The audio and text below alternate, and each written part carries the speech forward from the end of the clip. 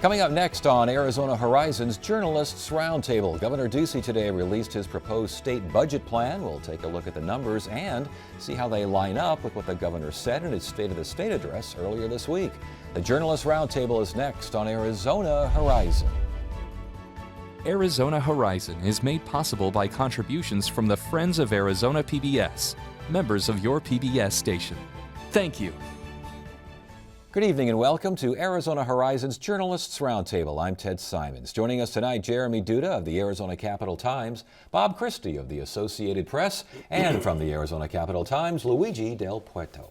All right, Governor Ducey today released a state budget plan that he says is structurally balanced, values-based, and solves problems.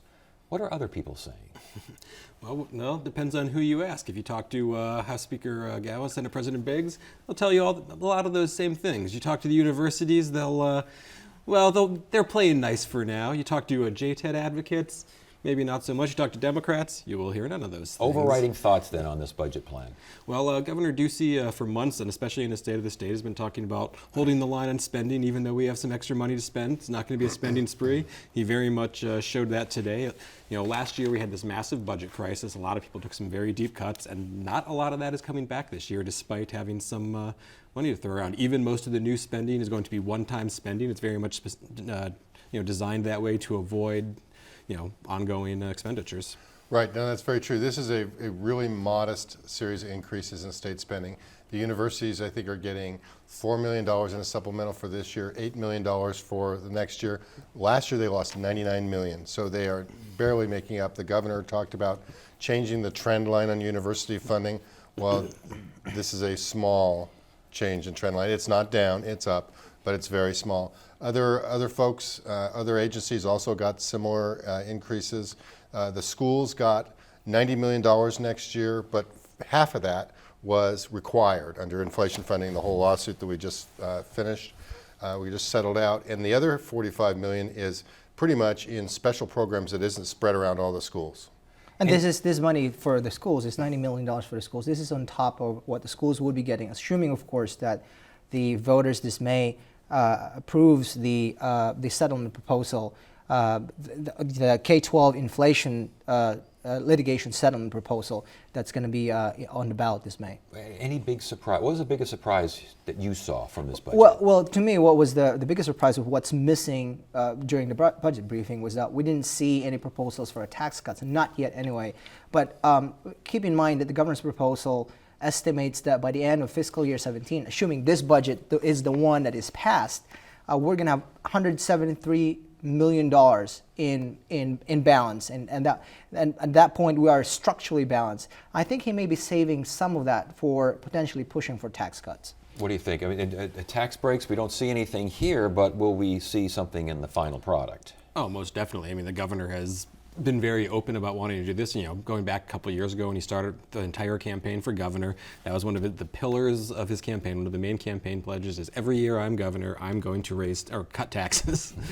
Definitely not raise taxes, but he's going to cut taxes. He said that in his State of the State. We're going to cut taxes this year. We're going to do it next year and do it the year after. But for now, we were told we're going to have to wait and see what they can negotiate during the session. Right. Why would you wait? Why would you wait and see on this? Why didn't you say, here's what I got?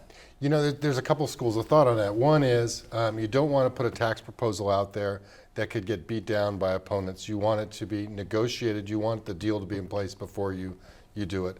But it is kind of odd that it's not part of the budget package, because that means all these numbers that we just heard, here's our balance, here's our money coming in, our money going out, will all have to change because of that, unless they come up with a way to raise some revenue, which is rare in this state. And of course you have to understand, some lawmakers, even Republican ones, may not necessarily be on board with tax cuts. I mean, we're hearing from some folks, they're saying, look, we're getting more revenues now, but let's not spend too much. And when they say spend, they're referring to about actual expenditure as well as tax cuts. No, what we could see also is something phased in where you kind of lay the groundwork for future cuts. Obviously we saw that 4 or 5 years ago with a big package of tax cuts, and some folks weren't so happy when they kind of had to pay the piper continually, even when the fiscal crisis hit last year.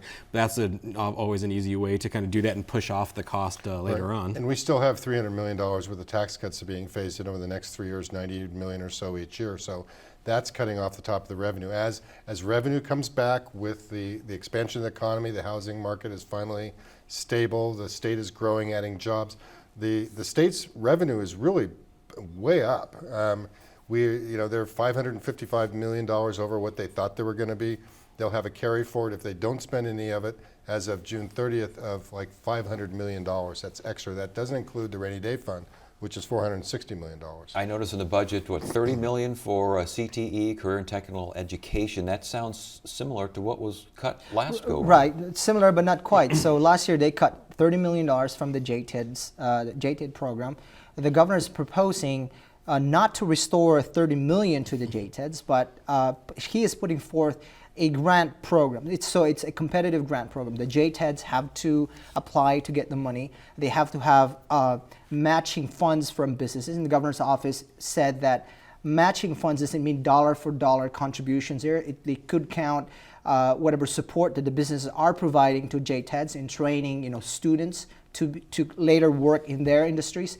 It's a 3-year grant program, and it's $10 million every year. So to qualify, you have to have a business that wants what you're offering.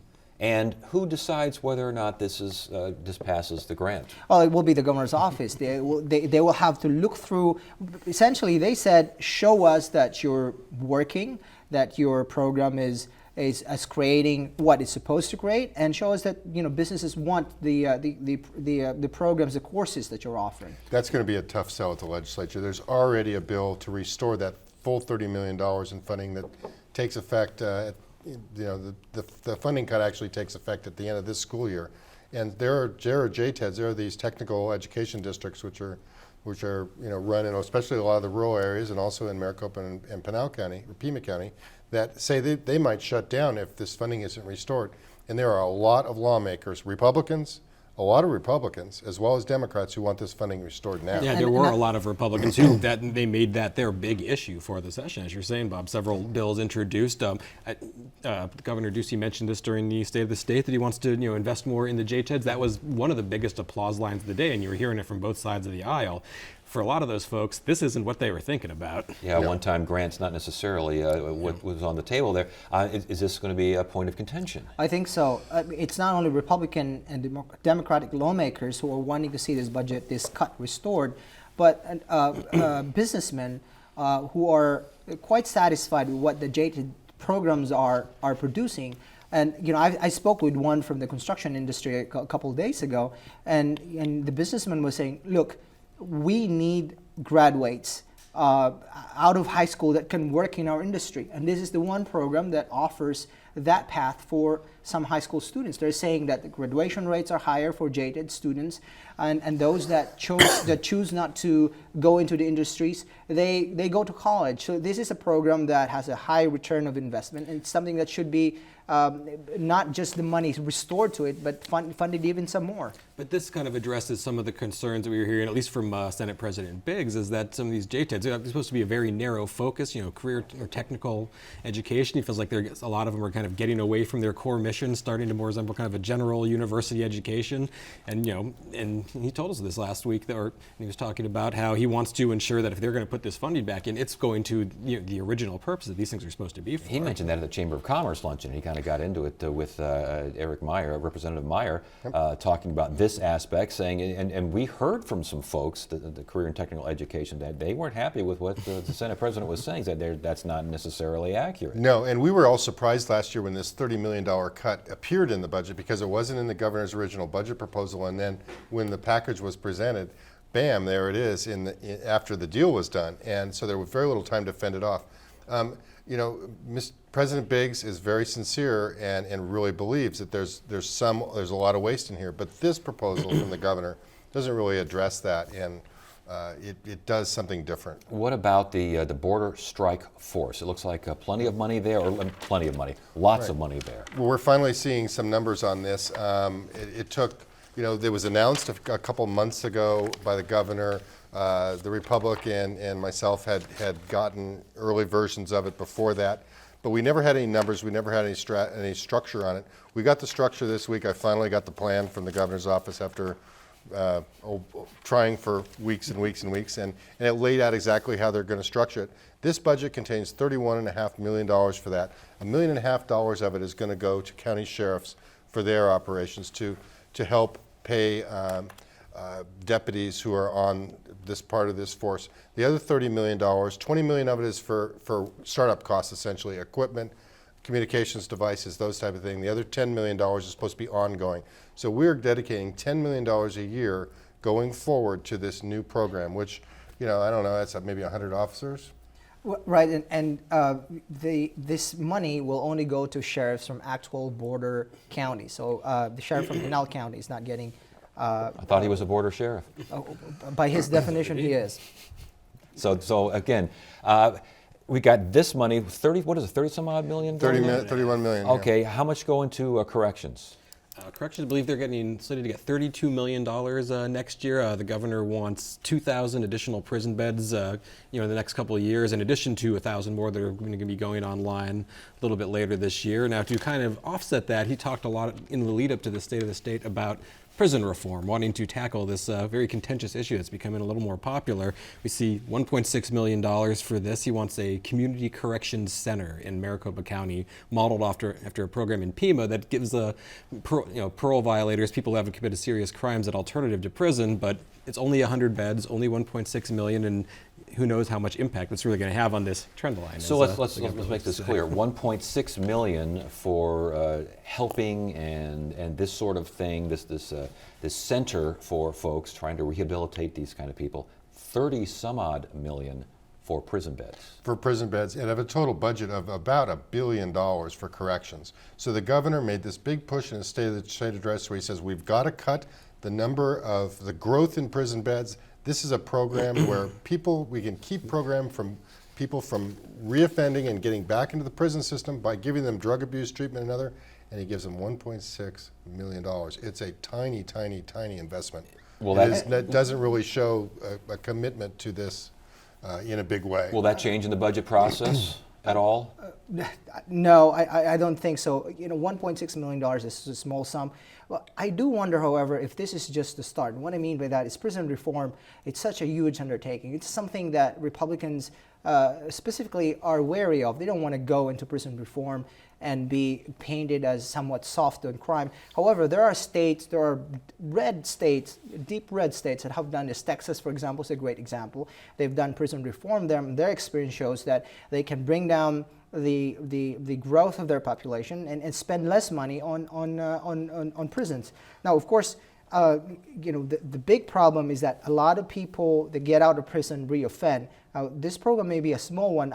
Like I said, I wonder if this is just the start and the governor would ask for some more in the next few years. And this is a way to kind of take on this issue without giving a lot of the Republican legislators heartburn. I mean, when I spoke to a lot of these lawmakers after State of the State, that was kind of the one thing where people seemed a little bit hesitant, saying, "Ooh, I'd like to see the details." What they heard from him, they liked. They just wanted to make sure it wasn't going too far. It's a very tentative step, but it is a step, and it seems like something he can get past. Another state besides Texas that's done this similar thing, but in a very big way, is California, our neighbor to the west, who was the subject of great criticism by the governor nice about California. All through his State of the State address. But California has dropped their prison population by 10 or 15% by doing some of these similar things. They shifted less serious inmates to county jails. They shifted parole violators into community correction facilities so that they could get treatment. These are things that they were forced to cut their population by the federal courts, but also because they just could not afford 10% or 20% of the state budget going to prisons anymore. And if the governor is really serious about reining in the growth of the prison population, this wouldn't cut it. It would have to be something more dramatic than this, something similar to what Texas has done and what California has done. So $1.6 million for a treatment center here. As far as social services in general are concerned, kids care, are we still the only state without kids care? We are, and that believe wasn't so. in the budget. What that is a subject of a legislative push by a Republican from Lake Havasu City or Bullhead City, Mojave County, Regina Cobb, who is pushing that along with some Democrats to restore kids care. In this package for social services, there's some nuances around the edges, not a lot. There's some money to help to restore dental care for disabled people out of the Medicaid program, which is real important. But there is shift $25 million from excess welfare money that was cut from welfare payments, general relief payments over the last couple of years to the general fund, $25 million of that. And then the job training program that the governor promised during his State of the State, that gets about $12 million. Yeah, I think the biggest move we saw in social services was the stuff for DCS and for, more appropriately, for the kids who have already been taken from their homes.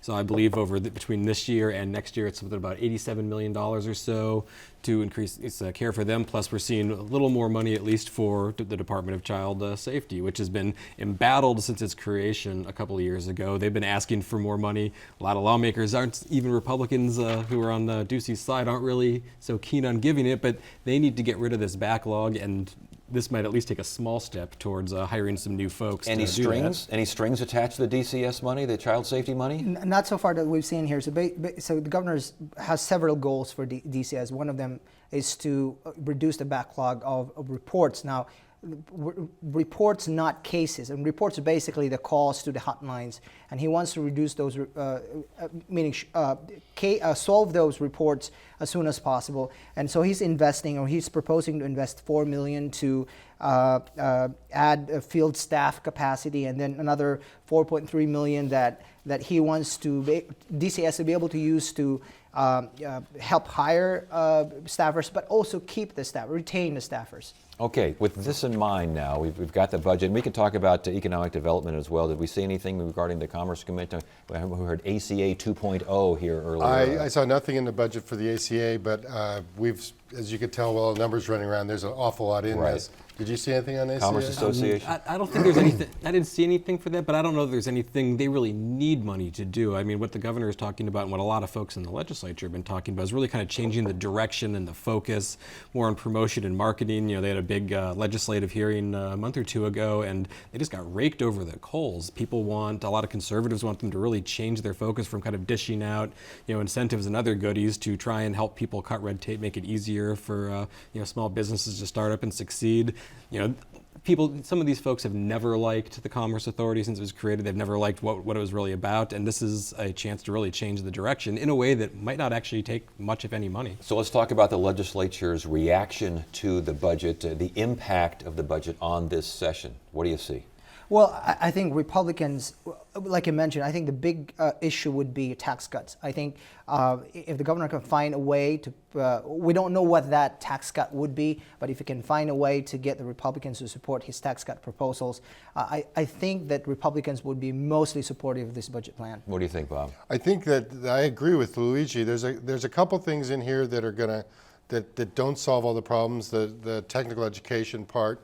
That's going to be an issue. There's no tax cut in here, but it's a good starting point, especially for the conservatives. I mean, Andy Biggs and Speaker Gowan are both going to be pretty close to on board with this. So now let's move some money around the edges. We'll make some people happy here and here. This could be fairly quick, but we haven't seen what the real stumbling blocks are yet. Sure, I could certainly see, while the conservatives will really like this on the moderate wing, that's where I could see some issues coming up, especially I think university funding would be one of those areas. That's where we saw some holdouts last year in the budget. There's kind of the last stumbling blocks to getting it passed, as some of the more moderate Republicans wanted less in cuts. Now that there's more money around, I think you're going to see some folks wanting more than just $8 million. I mean, it's the old dictum at the Capitol that people fight more when there's new money to spend when there's money to cut, and I think this year might demonstrate. So we're going to see horse trading then, a lot of horse trading? Yeah, there will have to be horse trading. This is a starting point. for all sides. And previous to the governor's proposal, Republicans and Democrats have always said, "We'll wait for what the governor is going to lay out." And at that point, we know what we're dealing with. There's going to be a whole lot of horse trading. I do wonder if there's going to be appetite on the part of the more moderate Republicans to actually fight for and hold the ground on university spending. I wonder if that's going to happen. That could happen. The one interesting thing is last year, you remember this is the second year of a 2-year cycle, so we had a lot of freshmen in their first year last year. And when leadership came to them, we're talking Republicans here, when leadership came to them and say, we got to pass the budget now, we got to pass it now, we got to pass it now. Remember, it came out on Tuesday and it was passed by Friday morning. Yes, it was. Some of them went home and they had some heartburn. And so they may not be so quick if they don't get what they want. Well, that's a good question. Are we going to see a speedy session, not only because of that, but also because the numbers that showed up, showing a bit of a surplus here, came after all of this mad rush to get this budget in? Is that a lesson learned as well? I think it is. I mean, as Bob said, a lot of people were not happy about that. We were hearing it, and I think everyone was. And I think this year they're going to push back a little bit more if leadership and the governor try to ram this thing through so quickly. The more experienced. I think we will see a quick session, but it's not going to be as quick as it was last year. Part of it is, and part of it I think is because there's going to be more to fight about, and the rank and file members are going to want more input into this. And that's exactly right. I mean, this is the first year that we're actually going to fight over where to allocate the funds rather than looking for places to cut. And many of the members of the legislature haven't even had that experience, and many of them weren't around when we were cutting. And so, rather, many of them had only been around when we were cutting the budget, and they haven't really had a chance, many of them, to allocate resources. And I think that's going to be a reason why probably the budget's not going to be as smooth as we had it last year. Do we see any fund shifts in this budget? What happened to HERF, the highway fund? Yeah, well, that's one thing that's obviously missing from the governor's budget proposal. There was, the state has been taking highway funds that normally went to counties and cities to pay for road construction for several years now, and there was a deal 2 years ago to give that money back slowly over 3 years.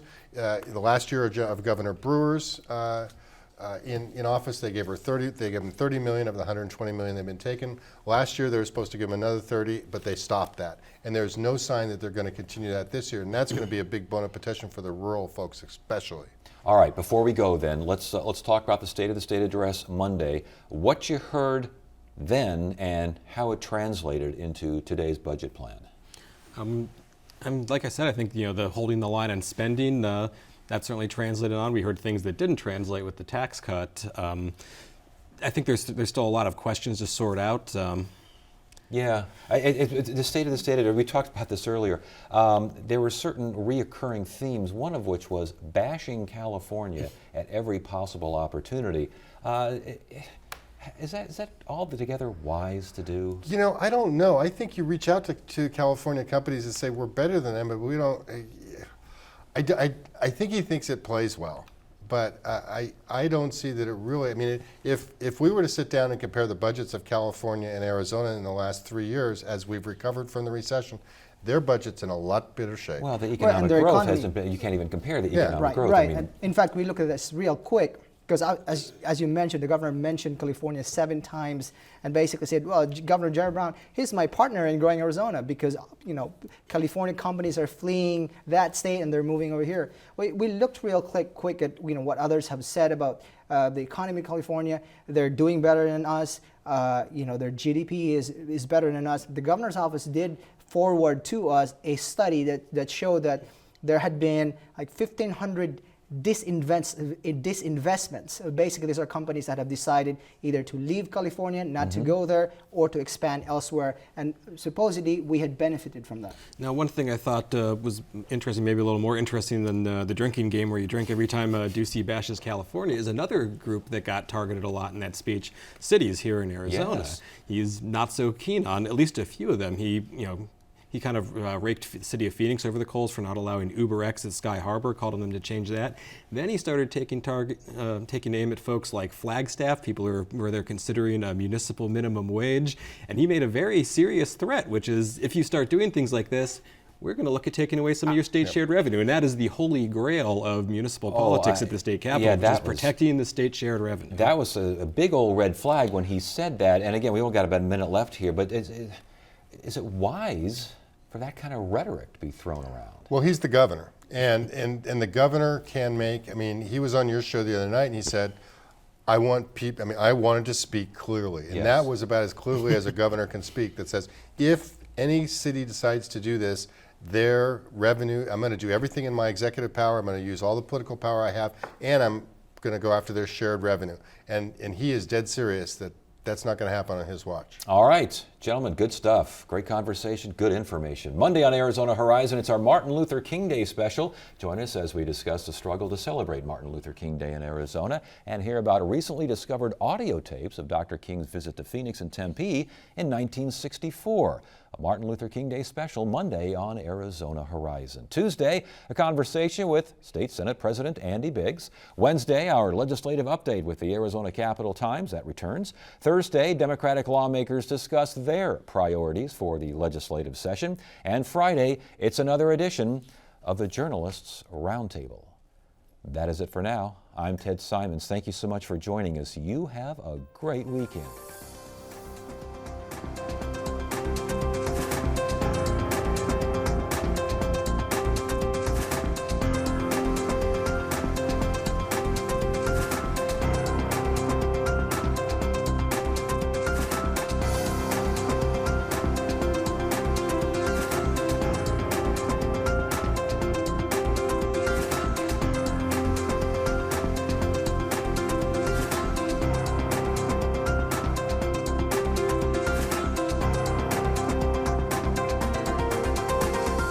Arizona Horizon is made possible by contributions from the Friends of Arizona PBS, members of your PBS station.